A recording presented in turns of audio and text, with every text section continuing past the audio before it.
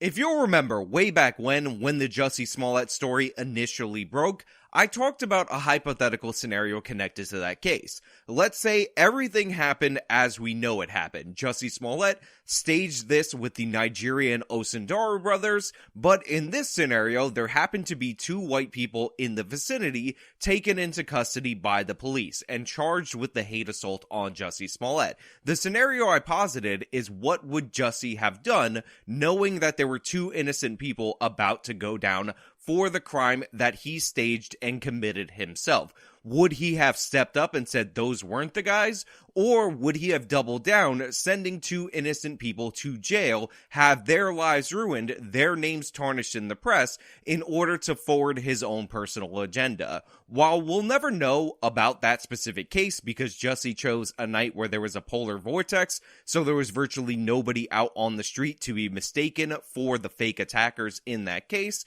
we actually did find a scenario out of Edwardsville College where this actually occurred. And what we found out is that when people go out of their way to commit a racial hoax and they get two innocent people who definitely did not do it, not only do the two people stay accusing them, stay silent, don't go out of their way to defend their reputation and say, I don't even think it might be them, introduce a little bit of skepticism, but the whole campus can be worked up into a hysterical mob targeting these two students, putting their names out there in the public to the point where just to attend campus, even though you're completely innocent, you essentially need a security detail in order to get by. And that's the story we're going to go over today. A hate hoax where the victim isn't just the group in general that's being accused of being the perpetrator of this hoax, but where the victims are two students on the campus and the devastation that was wrought against them by these people who are just so desperate for some level of victimization.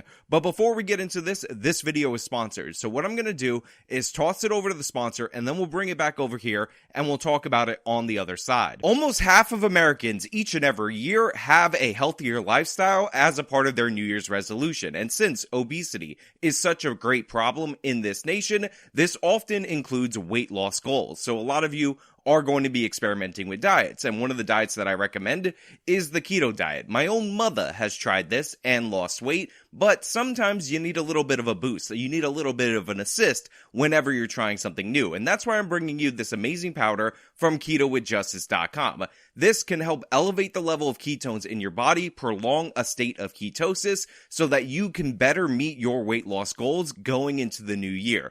A healthier future is upon you if you go for it, and now you can get Keto with Justice for 51% off with a 60-day money-back guarantee. Try it, lose the weight. If you're not satisfied, return it, no questions asked. KetoWithJustice.com. So this story comes out of Illinois, Edwardsville campus, which is a campus I'm not familiar with in that state. And basically, it goes as many of these stories tend to go. A black student coincidentally finds a note, it's a racist note, on their door, and also they receive some hateful text messages, and the campus lights itself on fire in protest of the evil white racist. It's a really stupid move that someone would even think that they'd be able to get away with this in any way, shape, or form.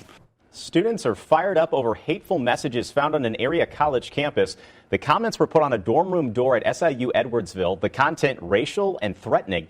News 4's Russell Kinsall is in Edwardsville tonight asking what's going to happen to the person behind the hate. However, that's honestly a bit of an understatement in terms of the reaction, because not only was this a local news story that, even if it were true, would have been a local isolated incident investigated by the campus police and the local police because it involved criminal harassment, possibly. This was actually investigated by the Secret Service as well, because for whatever reason, somebody leaving a mean note on a black student's door is now a matter for the Secret Service to investigate.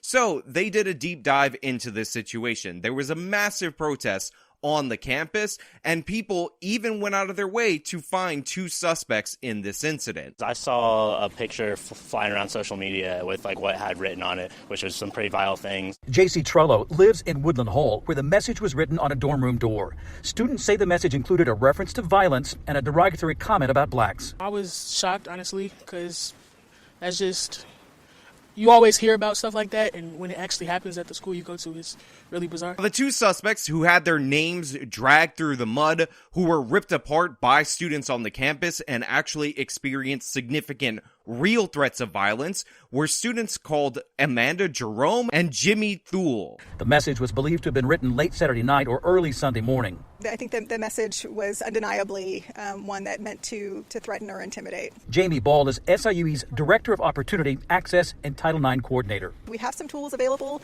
in terms of our residence hall security, because students swipe in and swipe out, so we can identify who's coming and going when. Now, I don't know what exactly about this case actually led them to point the finger at these two white students, but this is a campus where keycard access is often the way that one would get around, so it appears to me, based on right now, unless I find some personal motive or personal animus against these two white students, that it could have been a wrong place, wrong time kind of situation. But regardless, not only were these considered the suspects early on in the investigation privately, this became public knowledge across the campus, and this not only spread amongst the students, but of course, since we live in the internet age, this was put out onto social media, and a change.org petition was actually put up calling out the campus for apparently siding with these definitely two evil white racist students. And I'm going to read you some of the archive of this change.org petition. Now, this petition was to expel the racists that were involved in this case. So they were already determining that these two students, who, by the way, were just suspected, obviously based on frivolous evidence, because obviously they did not do this, to be expelled immediately from the campus based only on the suspicion. Now, it reads as follows. There has been a matter of emergency at Southern Illinois University, Edwardsville. A black teen and her sister had their lives threatened by some white teens on campus and have no justice. Threatening to murder someone is a crime, all caps. Yet they are trying to turn that crime into a cold case. But we won't let them. In no world should somebody be able to say, quote, I will lynch your sister and be protected afterwards, as of it was not their fault. The two black sisters were left unprotected and hung out to dry, while the white girl had more escorts than Jay-Z. This is what being black and American, not being black in America, is, no comma. But we aren't letting it happen anymore. It hurt me. It hurt us all. So today, we signed the petition stating that. Students say they're embarrassed that someone on their campus would do such a thing. Kind of disappointing because this is like a place we all come to learn and be safe. Students say the victims are two female students and that the person who wrote the message, also a female student. I heard and saw pictures and videos of them escorting the student who did it out. So far, the university not commenting on a potential person of interest or what action has been taken against them, but they are saying whoever did this violated the non-discrimination and harassment policy and will face serious consequences. Now, because of the way our society works, because of the way the news media works, where they consider it unworthy to get the other side of the story, we don't actually have any quotes from the actual victims in this case, the two people who were framed as the perpetrators of this crime, who had it so bad on campus they had to be escorted around by security while a racist mob was targeting them. Even in this petition is like, look at how many escorts they had, and nobody protected at all the black girls that were threatened by these people, even though nobody would agree with racial threatening or anything like that.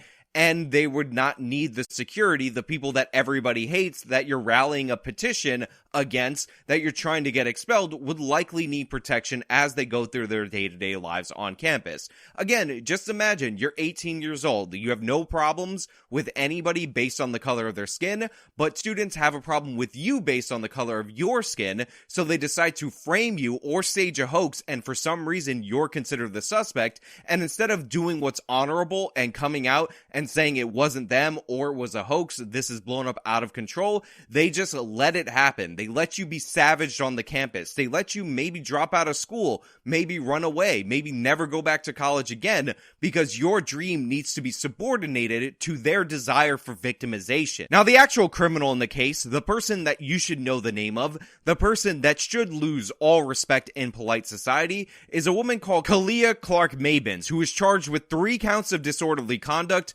for filing a false police report, and unfortunately, since this is likely a first-time offense, she will get a slap on the wrist from the criminal justice system. There is almost no word whatsoever, again, about what happened to her two victims, if they decided to leave campus, if the campus has accepted the fact that this was in fact a hoax, and they were targeting two members of their campus without any evidence or anything like that, and everybody that was involved in the protest, everybody that was involved in the hate campaign, seems to have just washed their hands of the situation. During the course of these events, a member of the Black Student Union decided to organize a protest against all the evil white racism that was going on the campus. So this protest was held, but when we get the follow-up, when we get the Secret Service and the local police involved in this incident involving threatening notes on a college campus, and we find out that it was a hoax and the person that this student union was backing was in fact the liar, was in fact the criminal, was in fact the victimizer, not the victim, they have no room for comment. They don't need to respond. They don't need to acknowledge that this happened. They don't need to answer anybody's questions because they did what they did when the story was convenient, and now the story's inconvenient, so they're just going to pretend that it didn't exist. When the school introduced all this racial equity nonsense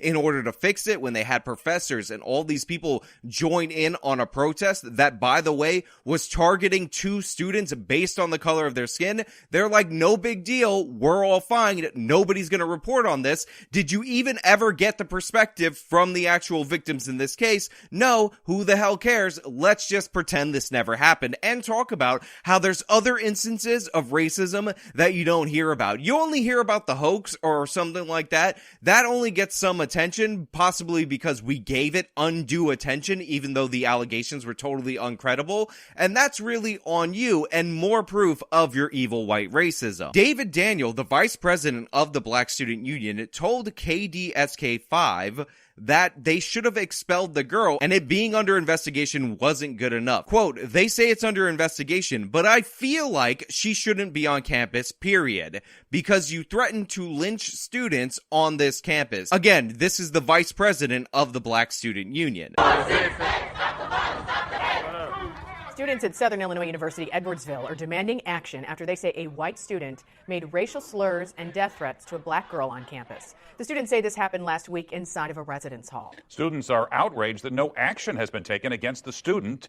Administrators say they're working on it. Whoa.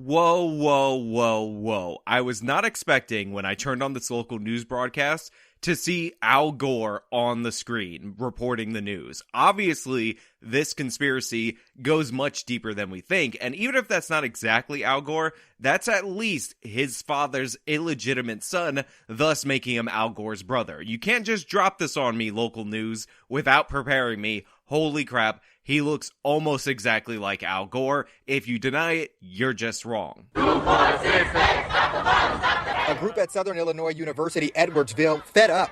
We as black students do not feel safe and we do not feel comfortable on this campus, and it's been that way for a long, it's not even just this, it's been that way for a long time. David Daniel is a senior and vice president of the Black Student Union on campus. So notice right quick that this kid, who is supposedly really offended by this situation, he had to organize a whole mob of people to try to force this poor innocent girl outside of the school, is smiling throughout this interview. He's having a great time. Remember, he supposedly feels like he is in life-threatening danger and the campus is siding with the racists, yet the whole entire time he's trying to hold back a smile. Just look at this man and tell me you think this is a good faith actor. You think this is somebody who's not enjoying this whole scenario and the attention that he's getting for organizing a movement to punish somebody without due process who ended up being innocent. They didn't get too specific, and then later that day, pictures started circulating of what was said. Pictures of sticky notes on a black student's dorm room door, and of a text message she says was filled with racial slurs and threats, including